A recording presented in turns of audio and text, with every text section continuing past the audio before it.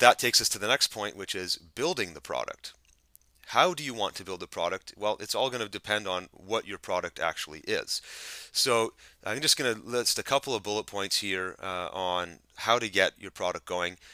If it's an information product, it can often start with a mind map. Now, for this slideshow I'm doing right now, it was one of the rare times where I did not do a mind map. I literally just did a bunch of bullet points, trying to get all the ideas that I have in my head, all the knowledge that I have about creating and launching and selling products online.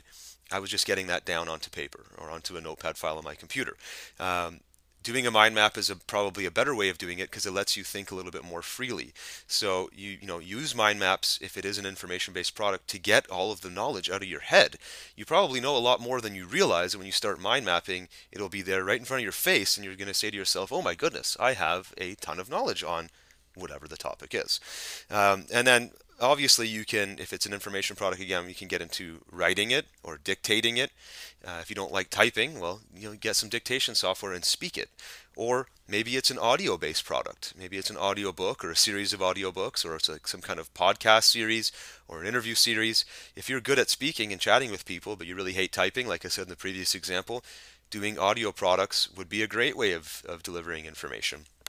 So that's something to keep in mind. Video is another one.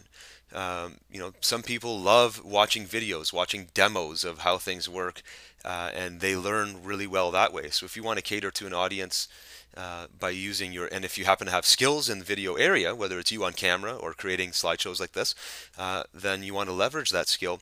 And in all likelihood, when you build your product, it's going to include a number of these categories.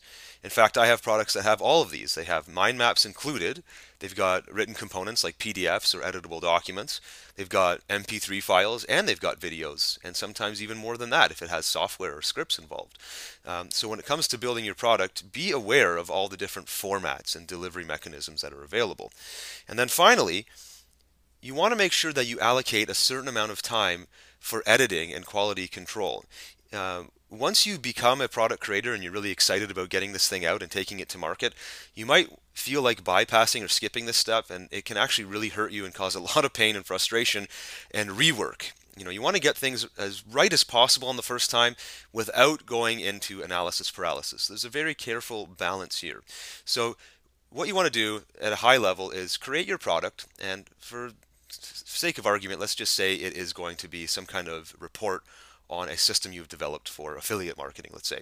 You want to make sure you go through and reread the report to make sure it makes sense, and maybe also give it to a good friend or a colleague or a partner. Have them read it to make sure there's nothing glaringly obvious, that doesn't make sense. You may miss a few spelling things here or there. That's really not going to impact the success of your product in the long run. Anything blatant though, that where maybe you just missed an entire point, or maybe a page got taken out by accident when you were formatting it, those kind of things you definitely want to make sure the quality's there. So edit it for end user consumption. Make sure the experience of that user going through the product gets it. They're not going to be confused or frustrated by it.